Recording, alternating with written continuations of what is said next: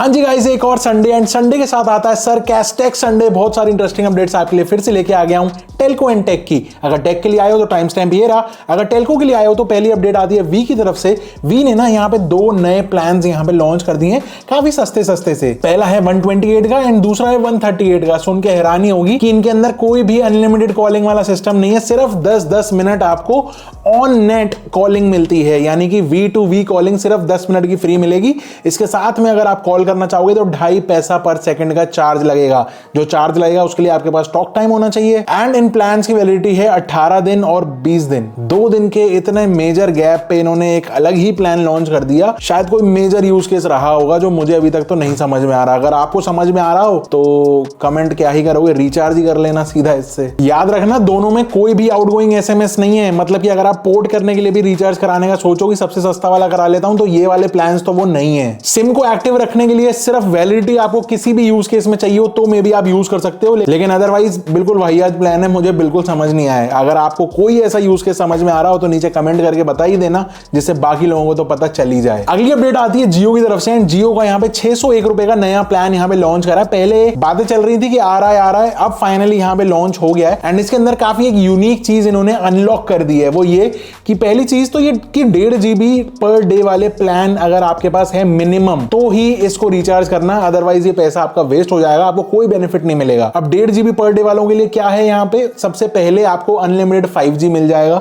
दूसरी चीज ये कि जो 1.5 GB की लिमिट है ना वो अनलॉक हो जाएगी 3 GB पर डे की। तो 1.5 GB आपको एक्स्ट्रा पर डे 4G पे मिल रहा है, साथ में 5G अनलिमिटेड वाला तो पैक मिल ही रहा है। अब 601 रुपए के अंदर टाइमिंग का क्या सीन है, वैलिडिटी का क्या सीन है, तो उसके अंदर ऐसा है कि माई जियो ऐप के अंदर जाके आपको वाउचर्स क्लेम करने पड़ेंगे। 12 वाउचर मिलेंगे, एक वाउचर 30 डेज के लिए रहेगा, यानी 1 साल तक के आप वाउचर्स यहां पे क्लेम कर सकते हो 601 रुपए के अंदर। ये अच्छी वैल्यू फॉर मनी है, लेकिन ये भी ध्यान रखना कि अगर आपके पास ऑलरेडी कोई एनुअल प्लान रिचार्ज पड़ा हुआ हो जो कि 1 GB पर डे वाला है, जैसे कि 1899 वाला आता है, तो वो इस प्लान के लिए एलिजिबल नहीं है। ये 601 वाला प्लान आपको कैसा लगा ये भी आप मुझे बताना नीचे कमेंट करके। अगली अपडेट पे चलते हैं। तो यहाँ पे ट्राई ने ना कुछ नए रूल्स निकाल दिए जो बहुत इंटरेस्टिंग है, बहुत यूजफुल है हम लोगों के लिए। ट्राई ऐसा कहता है कि भाई देखो, इंडिया के अंदर करोड़ों लोग आज भी ऐसे हैं जो ऑलरेडी अभी भी 2G पर हैं, ना वो 4G यूज कर रहे हैं ना 5G यूज कर रहे हैं, लेकिन फिर भी जो कंपनीज की यहाँ पे मनमानी चलती है उसके अंदर इन्होंने क्या कर रखा है कि प्लान ऐसे निकाल रखे हैं कि जबरदस्ती आपको डेटा यूज करना ही पड़ेगा। 1 GB per day, 1.5 GB per day, 2 GB, 3 GB, मतलब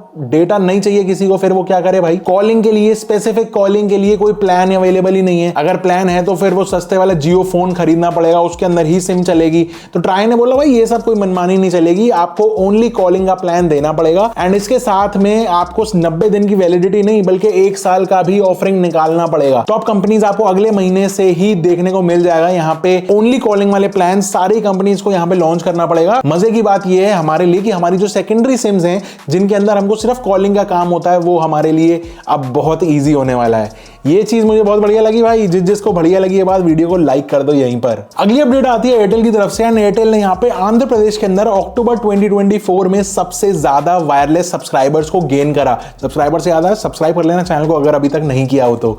सो एयरटेल ने यहाँ पे highest number of subscribers gain करे वायरलेस कैटेगरी में। वी को, जियो को, बीएसएनएल को, सबको पीछे छोड़ दिया। इनफैक्ट वी, जियो, बीएसएनएल ने इस पर्टिकुलर आंध्र प्रदेश के टेलीकॉम सर्कल के अंदर सबसे ज्यादा सब्सक्राइबर्स लूज करे अगर इस पर्टिकुलर मंथ की बात की जाए तो। वैसे अगर ओवरऑल टेलीकॉम इंडस्ट्री में देखा जाए ना तो सितंबर से अक्टूबर वाला जो पीरियड था पूरे इंडिया में टोटल वायरलेस सब्सक्राइबर्स कम ही हुए हैं, लेकिन एक एयरटेल ऐसा था जिसको थोड़ा सा एज अ कंपनी ज्यादा सब्सक्राइबर बेस मिल गया। अगर नेशनल लेवल पे बात की जाए तो टोटल 1.93 मिलियन सब्सक्राइबर्स इनके ऐड हुए। क्या ये कहना ठीक रहेगा या फिर इंडिया को एयरटेल को ज्यादा ही पसंद आ रहा है in terms of services to value, मतलब जिस प्राइस पे ये चीजें देते हैं उस पे क्या ये फुल्ली वर्थ है, नहीं है, आप बताओगे। अगली अपडेट पे चलते हैं। तो एक्सपेक्टेशन ऐसी की जा रही है कि डीओटी है ना, ये एक मिनिस्ट्री ऑफ फाइनेंस से दोबारा वीआरएस स्कीम लेके आएंगे बीएसएनएल के लिए। वीआरएस जिसको नहीं पता, वॉलंटरी रिटायरमेंट स्कीम होती है ये, जिसमें बेसिकली अपफ्रंट पेमेंट का ऑप्शन दिया जाता है कि भाई आज आपको इतना पैसा दे रहे हैं एंड आप कंपनी को क्विट कर सकते हो एंड इसके बाद कंपनी आपको कोई भी पेंशन वगैरह नहीं देगी। कुछ इस तरीके से वीआरएस का सीन रहता है। तो मिनिस्ट्री ऑफ फाइनेंस से ये बात की जा रही है कि भाई आप वीआरएस स्कीम लेके आओ बीएसएनएल के लिए, क्योंकि बीएसएनएल का हर साल 7500 करोड़ रुपए,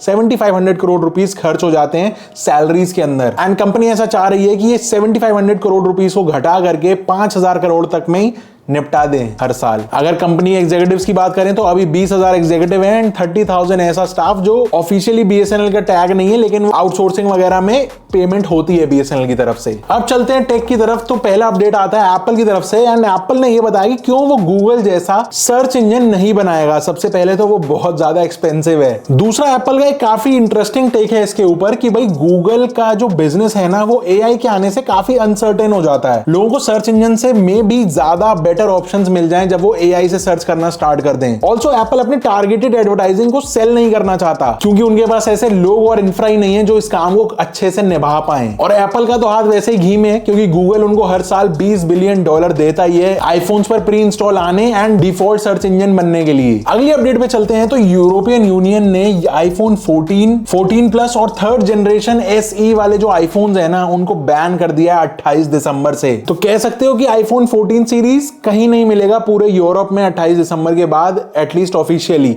तो अब सीन ये है कि ये क्यों बैन लगाया गया है, क्योंकि यूरोपियन यूनियन ने एक लॉ पास किया था कि कोई भी डिवाइसेस स्पेशली मोबाइल डिवाइसेस सब USB टाइप C वाले ही बिकेंगे। एप्पल ने उसको फॉलो नहीं किया 15 सीरीज से, हालांकि वो सुधर गए, लेकिन 14 को अब बैन झेलना पड़ रहा है। वैसे भी 14 उतना ज्यादा सक्सेस हुआ नहीं। एक्चुअली अक्टूबर में ना यूरोपियन यूनियन के पार्लियामेंट में ये डिसाइड हुआ था कि 100 वॉट तक के जितने भी डिवाइसेस हैं उन सब में USB टाइप C का पोर्ट दिया जाए, फिर चाहे वो लैपटॉप हो, टैबलेट हो, आईफोन या कोई भी एंड्रॉइड फोन। आप मुझे ये बताओ कि क्या आपको ऐसा लगता है कि इंडिया के अंदर इस तरीके कोई नॉर्म आना चाहिए? क्योंकि काफी सारे डिवाइसेस में आज भी ऐसे देखता हूं जो माइक्रो USB पोर्ट के साथ आज भी मिल रहे होते हैं मार्केट में एंड बिक भी रहे हैं। क्या इंडियन गवर्नमेंट को इसके ऊपर कुछ टाइट करना चाहिए या नहीं?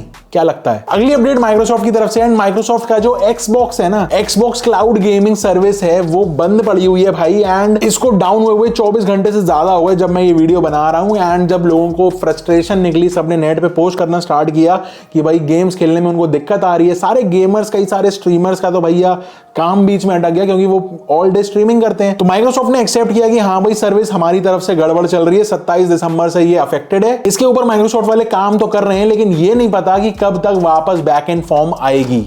पहले PSN के साथ में ऐसा हुआ था, प्ले स्टेशन नेटवर्क। अगर आपको याद नहीं हो तो मैंने एक वो डिटेल केस स्टडी बनाई थी, वीडियो जाके जरूर देख लेना, काफी इंटरेस्टिंग है। अगली अपडेट YouTube की तरफ से एंड YouTube ने एक प्ले समथिंग नाम का फीचर टेस्ट आउट कर रहे हैं ये लोग कि भाई कैसे काम करेगा। मतलब टेस्टिंग तो काफी टाइम से चल रही है, अब थोड़े से एडवांस स्टेजेस के अंदर आ गया है। तो इसमें बेसिकली क्या है कि जब हम कंफ्यूज हो रहे होते हैं ना कि यार क्या देखें, कुछ देखना तो है लेकिन समझ नहीं आ रहा क्या देखें, वहां पे एक बटन फ्लोटिंग वाला आ जाएगा एंड उस पर क्लिक करके रैंडम वीडियोस हमको दिखनी शुरू हो जाएंगी हमारे इंटरेस्ट के अकॉर्डिंग। अब ये शॉर्ट्स में चलेंगी, हॉरिजॉन्टल मोड में फुल वाली वीडियो चलेंगी, क्या चलेगा इतना ज्यादा डिटेल अभी निकल के नहीं आई है, लेकिन YouTube काम कर रहा है तो डेफिनेटली शॉर्ट्स वाली साइड पे भी काफी इसको ऑप्टिमाइज किया जाएगा। ऑल्सो अभी ये भी नहीं पता चला है कि ये कब रोल आउट होगा। मुझे ऐसा लगता है मे बी 2025 के फर्स्ट क्वार्टर तक में हो जाना चाहिए। वैसे ये यूज करने लायक बनेगा नहीं बनेगा मुझे तो कम समझ में आ रहा है, लेकिन एक बार ट्राई तो जरूर करेंगे ही सब। आज की जो फाइनल अपडेट है ना वो काफी इंटरेस्टिंग है, जो कि आती है McAfee की तरफ से। McAfee एंटीवायरस सिस्टम है, आपको पता होगा।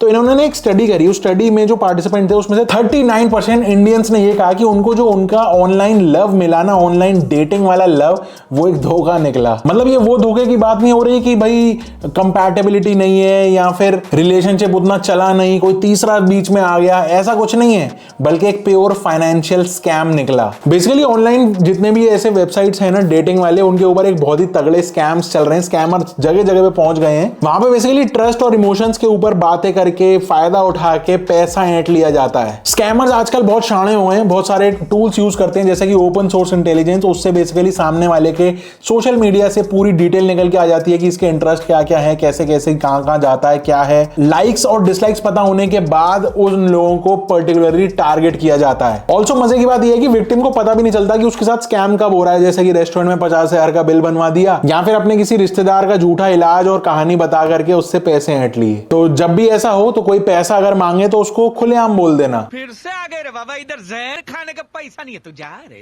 सो ये कुछ थे आज के सारे अपडेट्स। आई होप आपको पसंद आए हो। अगर आए हो तो वीडियो को लाइक कर देना, सब्सक्राइब कर देना चैनल को, and I will see you in the next one. Till then stay safe, stay sarcastic, see ya and good bye.